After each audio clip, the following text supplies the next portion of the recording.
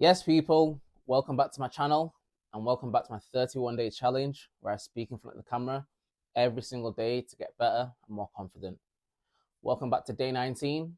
And for those of you here for the first time, thank you for watching. My name's Enoch. Those of you who are returning, as always, I appreciate you being here. Today's video, we're going to be speaking about the time where I've crashed my car. So yesterday marks 3 years since I crashed my car. My first car, my first baby, and just dealing with that, overcoming that, and the things that I went through within that period.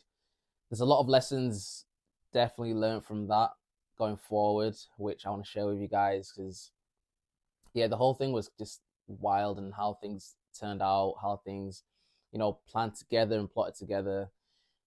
It was just kind of crazy. So to get into it, 3 years ago, I was just about to start my new job, and I was just about to move out of Bradford again to go back to Liverpool. So things were going fine in December, going regular routine, going gym in the morning with Taki, one of my best friends.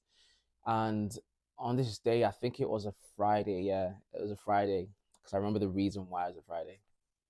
So Friday, went to gym in the morning just as usual, no changes, nothing out of the ordinary. And now I'm driving home about 6:30, 7:30. I think it was something around early in the morning anyway.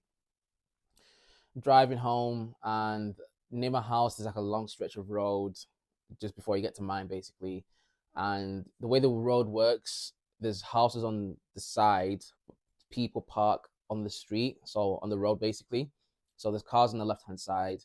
Luckily there's no cars on the right hand side. That's just like the main road. So you've got cars incoming this way, cars incoming that way, and obviously cars parked on here. So as you can imagine, whenever you're coming down that stretch of road, you kind of have to maneuver onto closer to the middle part of the road, so towards the incoming traffic. If you don't do that and you stay exactly in the left lane, you're going to clip one of the cars on the left. So I'm driving home now, and I was too close to the car on the left. There was a BMW estate parked on the left side. This car's always here, by the way, all the time. And I was too close to that one. And for some reason, I didn't maneuver to the right as usual. And I took my eyes off the road for literally, I'm talking like a millisecond, where I'd usually, kind of like veer into the right of the car. And as I've taken my eyes off the road, obviously the car's then scraped the BMW, and my front left wheel clipped his back right, causing me to spin out, face the other way, caused his BMW to bump up on the road.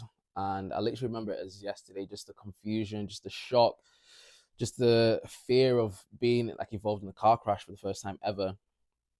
It happened like so quick. I remember it's crazy because the first person I rang straight away was my older sister Esther. And usually she's not even awake around this time of the morning. She's usually awake around 8:30 because she starts work around 9, 9:30. So I rang her and she picked up straight away, which she probably before she would never do, which is weird in itself. But she picked up, calmed me down, walked me through everything. Luckily, I had one of my friends not too far, called him. He was awake. I know he's normally awake around those times in the morning. So Toyin came down, helped me get someone to recover the car, and then got the car recovered back to mine. But in the midst of all that, obviously I was trying to find whose car it was, who the car belonged to, sorry. And one of the neighbors came out, and he knew roughly who owned the car. We went to go knock on the door, no one came out, no one was answering. But he was literally saying that the guy is usually sat in the car every single day at that time in the morning. This is probably the one time when he's never seen this guy who owns a BMW sat in his car. He normally goes for a smoke or something in the morning. So that was weird in itself anyway. So I've recovered the car back to mine, and then I was saying to Toyin, I was like, all right, let's go leave it. Now the car's out of the way, out of the road. Let's go leave a note on the BMW at least, just to make sure the guy knows who crashed into his car, because he's probably going to be thinking like, what's happened to my car this morning with no one around. So we've come back down, and as we're driving down, bearing in mind his car was a BMW estate, and it was like low down. It was an M3 or X3, something like that. It was like low down anyway.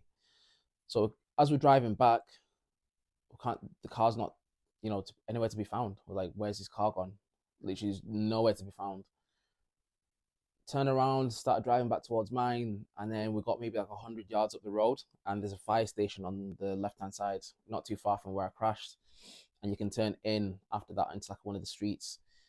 So like something caught my eye straight away, and it was the back of the BMW, and there was a guy looking at his wheel, this old man looking at his wheel. So I was thinking like, that's him, that's the car, it's over there. So I've pulled up, and then the guy's like, "Oh, I'm not sure what happened to my car." And I literally straight away, I was like, "No, listen, I know what happened to your car straight away. Like it was me. Apologies, I crashed into it." And you should have seen the state of his back wheel, because what happened is, because his car's so low down, it was dark in the morning. He just came out, walked into the car, got in, started driving, not realizing that someone's bumped into the back of him. When I bumped into him, the back wheel wasn't too bad, but the state of the wheel after was completely gone. As all that's going on, someone else drove past, who stopped, pulled up, and is like, "Oh," he recognized the old man, and he pulled up. He's like, "Oh, obviously I recognize." I'm not going to say his name, but I just wanted to see what's going on, and obviously I explained what's happened. Luckily, which is crazy to even think about, the same guy who's pulled up was this gentleman's mechanic. So he'd been looking after this car for like a considerable amount of years. And he said, "Listen, obviously I appreciate you coming back and doing all everything that you did. What we'll do is we'll just get the car recovered to my garage, which I normally look after the car anyway, and I can probably sort something out, and we'll just go from there." So we got the BMW recovered to the garage up in Clayton. Obviously my car was still in mine, and I took everyone's details down, spoke everything about everything. And then later on, I was like, you know what? Let me call this mechanic and see if he can do anything about my car, because the reason I couldn't go through the insurance, can I even say it now? Okay, let's say hypothetically, someone's MOT ran out on Monday, right? And they were busy during the week, so they couldn't get the MOT sorted out until Friday, even though this same person had 2 days off during the week. So they booked in the MOT for Friday, and let's say an accident happened on the Friday of that morning when this person's supposed to go to get his MOT sorted out. Now, the problem with this is that this person, whoever it is, hypothetically speaking, now wouldn't be able to call the insurance to cover everything and the accident, because the insurance would basically just say, well, first of all, you shouldn't have been driving the vehicle without the MOT. That obviously invalidates the insurance policy anyway. So this person's hands were kind of tied in the situation. Luckily, the mechanic who looked after the BMW said, "Yeah, don't worry about it. I'll have a look at yours as well, and then we can go something from there." So I think a big lesson is always do the right thing, even in the bad situations. Because now imagine if I never went down, if I tried to get away with, the fact that I've just recovered my car and there was no one around to really see it and no one around to report it, I could have technically got away with not having to pay for that BMW repairs. But now, because luckily I went to, did the right thing, the guy who fixed my car now did it for cheaper than I would have cost if I went down, any other garage. And also the cost of repairs to the BMW was cheaper because we took it to that same mechanic. And also I had my hands tied as well, so I couldn't go through insurance. So yeah, definitely a lesson in always do the right thing, even though you might be in the wrong. Definitely lesson in that. But overall, I do want to give a special shout out and thanks to my bro Taki, because throughout this whole thing, throughout this whole situation, from day one, from a car being taken away to my car returning, this guy, he picked me up to go gym every single day, made sure I wasn't missing gym. He made sure I was in work, that I didn't miss work.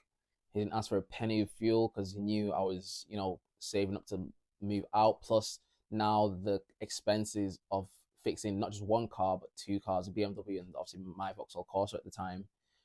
So all those factors involved, He didn't ask for a single penny last time. But yeah, friends like that are really hard to come by, and you have to make sure that you're keeping these people in your life because you never know whenever you're going to need them. And it's not just a case of, oh, like I might need them at some point. It's just that genuine friendship that, you know, you can rely on when you're in your biggest needs. And bro, honestly, whenever you watch this, just to let you know, I appreciate you so much. You know, we've been through so much through the years. You're there every single month, new goals, new achievements. And I just can't wait to see where we are in the future. So just keep that in mind. That's today's video. Peace, love. See you on the next page.